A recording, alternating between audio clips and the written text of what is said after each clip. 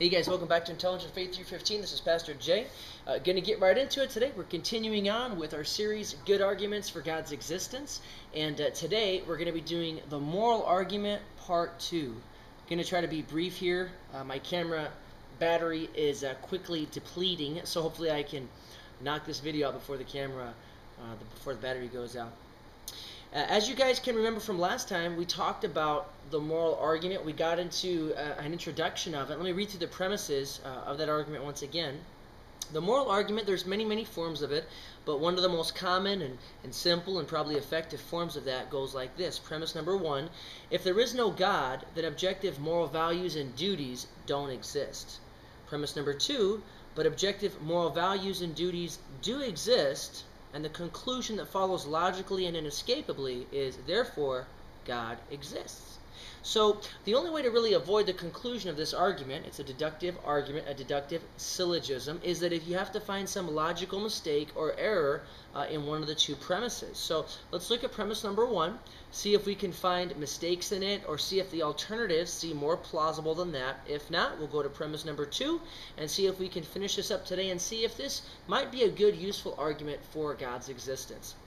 So premise number 1, if there is no God, objective moral values and duties don't exist.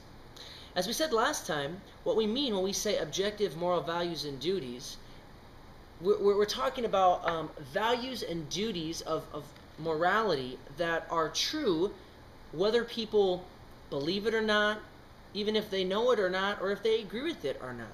So that's what we mean by objective, as opposed to being subjective, an internal thing, an internal personal thing. It's objective. It's as if it's an object outside of you, and you can see it, it's obvious, it's objective. So for example, if Nazi Germany would have won Second World War and dominated the entire earth, and they would have instituted a policy that it was okay to put the Jews into concentration camps and burn them in the ovens, if they instituted that as a moral policy, objective morality, folks that believe in it, you can also be called a moral absolutist because you do believe in absolute or objective or universal moral values. It wouldn't matter. It wouldn't matter if the Nazis were to institute that, because it would always be objectively wrong, even if perhaps the entire world believed in it. So that's what we mean when we say objective moral values exist. So again, if there is no God, objective moral values and duties don't exist. So how do you feel about that? Because if you're watching this video, you either believe that objective moral values and duties do exist or they don't exist. If they do exist, if you do think that there are certain things that are objectively right and wrong, objectively good and bad, you have to make a choice as to where you are going to ground those moral values. In other words, what makes them morally good, morally bad, right or wrong? What is the ground or the foundation of the moral values and duties that you hold to? So let's take God out of the picture. What would you ground your moral values and duties in? The first part of this particular argument, the moral argument, also called the axiological argument, we got quite a bit of response from some atheists, and they sounded a little bit frustrated. Let me clarify something. What we are not saying is that you can't be a good person unless you believe in God. We're not saying that at all. We're not talking about moral behavior. We're not talking about your belief in God. We're not talking about belief. We're talking about ontology. We're talking about the actual existence of moral values and duties and the actual existence of God. We're not talking about you can't be a good person if you don't believe in God. We're not saying that. We're saying that there would literally be no good or bad or right or wrong that would objectively exist if God didn't exist. So it's not a question of belief or behavior. It's a question of existence or of ontology, a question of whether they actually exist in reality, if they have being. Okay? So that's what we're actually talking about here. So again, if you do believe that there are certain things that are objectively right or wrong or good or bad, what are you going to choose to ground those things in?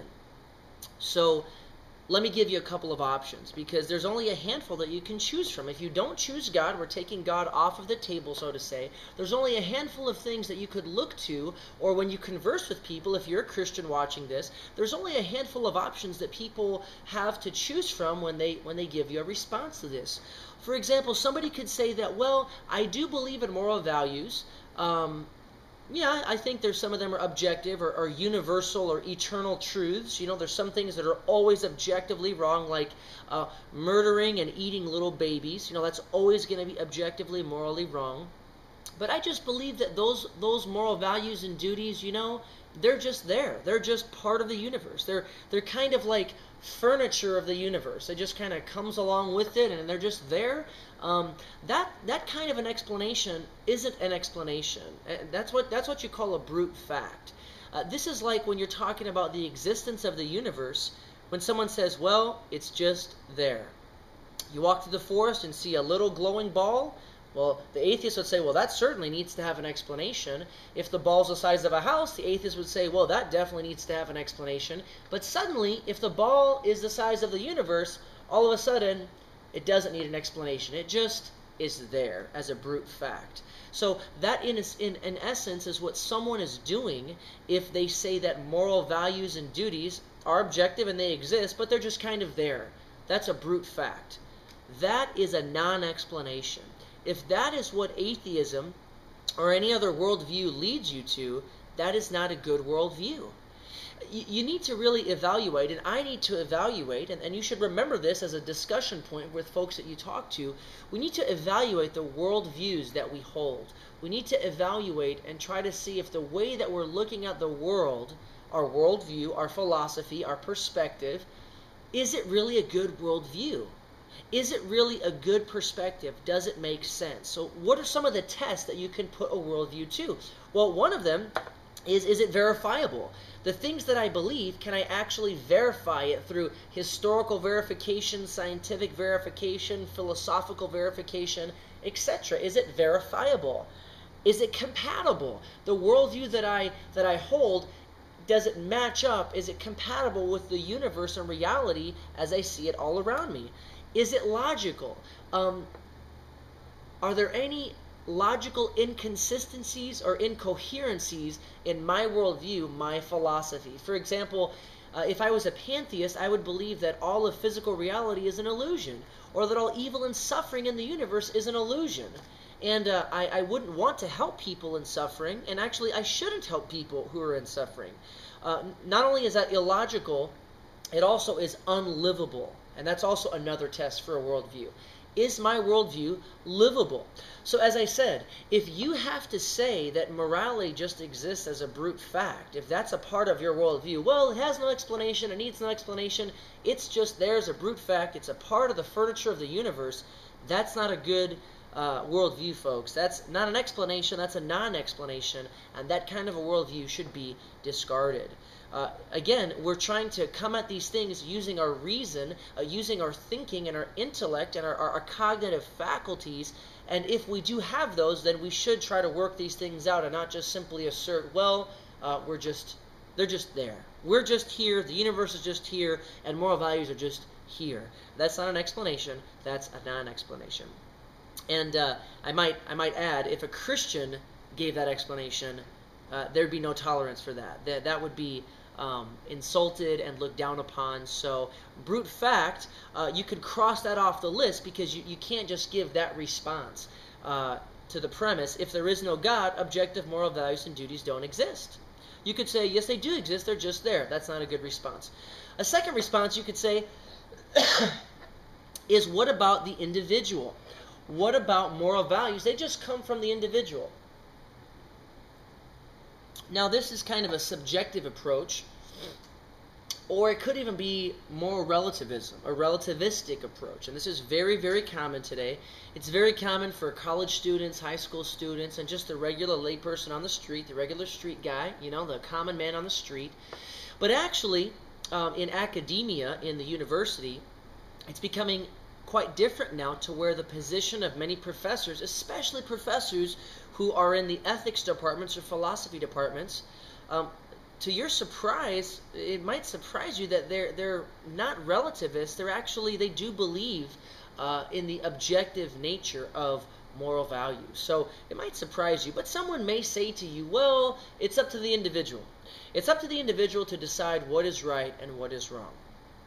But does that really make sense? Is that really a good answer? Does that really result in a good, consistent, livable worldview? Let's take that idea and work it out to its logical conclusions. What would the world be like if that were actually the case?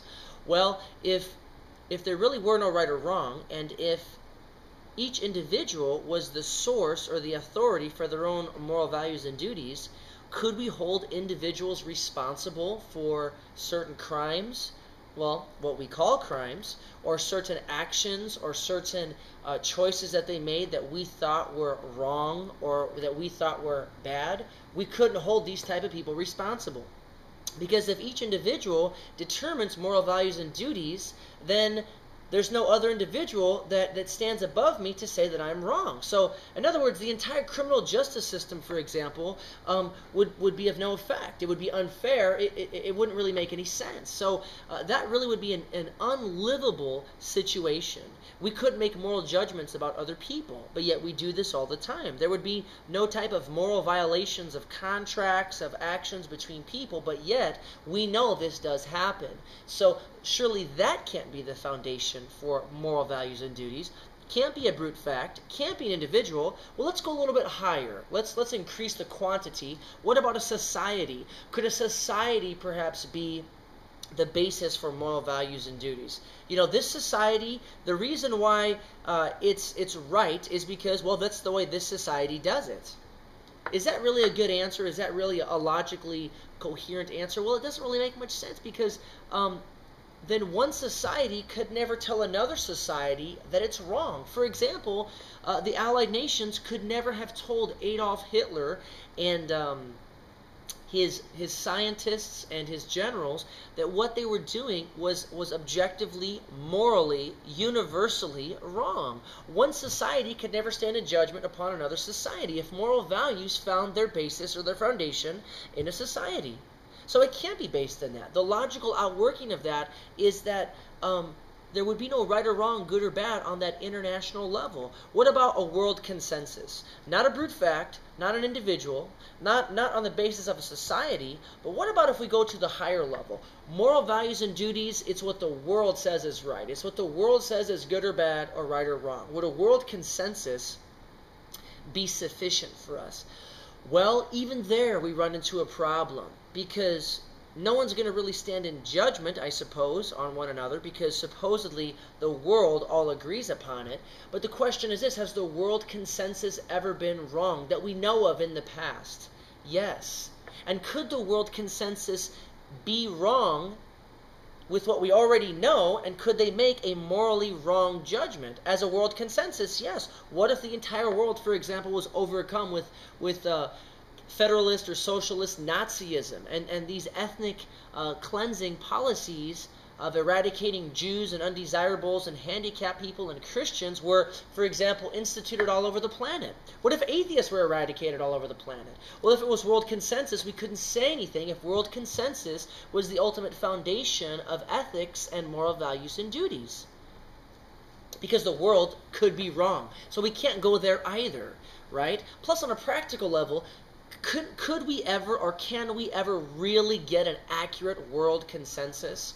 I mean, does everybody have like a beeper, a buzzer in their hand where they can push a button and vote for a certain decision? I mean, even on a practical level, you couldn't even really get a world consensus. So, for the response to premise number one, if there is no God, objective moral values and duties don't exist. It's easy to see, as we just think this through, that the response cannot be, well, moral values and duties just exist as a brute fact. That's not an explanation. That's a non-explanation. It can't reside in the individual, because then individuals could never judge other individuals. It could never reside in the society. The society could never be the ultimate foundation, for then another society could never judge the other society. And it could not reside in world consensus. What about another explanation? Evolution. What about our morality as having evolved through evolution? This is if you believe in evolution as taught by Charles Darwin and so forth. I'm speaking here of speciation, of what is commonly referred to as macroevolution, the production of new species, common ancestry, common descent, random mutation, natural selection, etc. Well, the question regarding evolution producing moral values and duties, number one, is there any evidence of that? No. What actual hard evidence is there of evolutionary production of moral values and duties? Where do we see that? Have they discovered the molecule for morality? Have they discovered the atom or the macromolecule for values and duties and ethics? No. And could they ever? Will they ever? No, ladies and gentlemen, absolutely not. Because morality is not a material thing. Morality is not something that resides within the chemical construction of a human being. And this is one of the ultimate weaknesses of materialism or naturalism or physicalism, is that thoughts, emotions, decisions, ideas, and morality, these are immaterial aspects of our beings. They belong to our mind. There certainly is an interaction with the body, and of course there is effects that are produced in the body as those things happen, but they're not of a material nature, and so that never could be the explanation.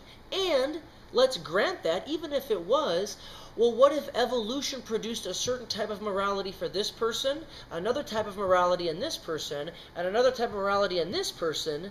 Well, again, no individual could judge each other, no society, no civilization would have any right. It would just be evolution working itself out.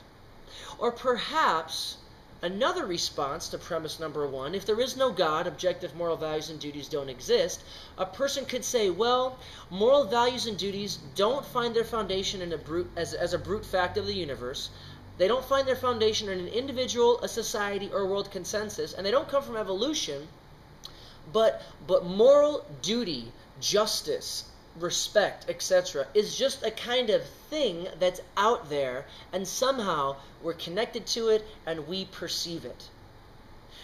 As strange as it sounds, that is an answer from some people. It sounds in a sense like Plato, and Plato had this idea that in his theory, his doctrine of the pure forms, this world of the forms existed, and justice actually, literally, this archetype of justice was kind of floating around and existing in this other world, this higher world, this true world of which the physical world was merely a shadow, as you could see in Plato's analogy of the cave.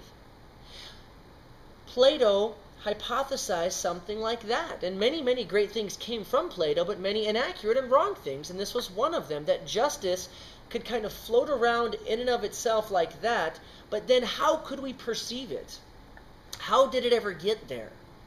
And how could that form of justice happen to be precisely the same type of justice that we've developed? There's so many problems with that type of a theory. So that can't work either. And this is why Augustine, the great church father in the 4th century, he was a Platonist, a Middle Platonist. Some people call him a Neoplatonist, but Augustine loved certain ideas of Plato, except when they contradicted Scripture. But this is why Augustine took the forms and the eternal ideas, the eternal truths, these archetypes of Plato, and he realized they couldn't be floating around as necessary eternal objects. And Augustine said, you're right, Plato, that those things are real and they are eternal and they do really exist, but they exist in the mind of God. And so Augustine, he took those ideas and he placed them into the mind of God. And so, again, I just say that to say that this idea of justice floating around and somehow we can connect to it and partake of it and find morality founded within it like that, that doesn't hold any water. So, again, it cannot... Morality outside of God, God is not on the table here, right? God is not a part of our explanation. But other than God, can morality be founded in a brute fact, in an individual, in a society, in world consensus, in evolution, or as some type of a free-floating archetypical idea, as Plato said? No. No, we can't.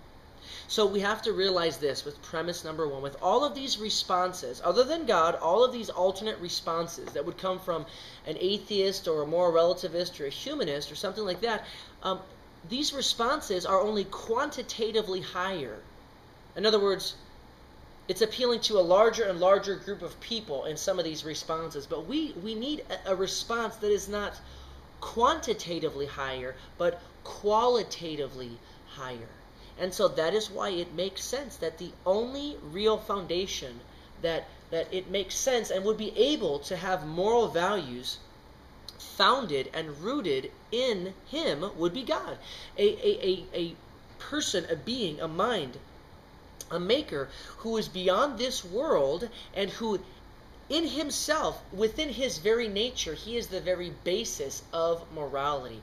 The very basis within His character, His attributes, His nature, is that actual standard that defines good from bad and then our duties of right and wrong.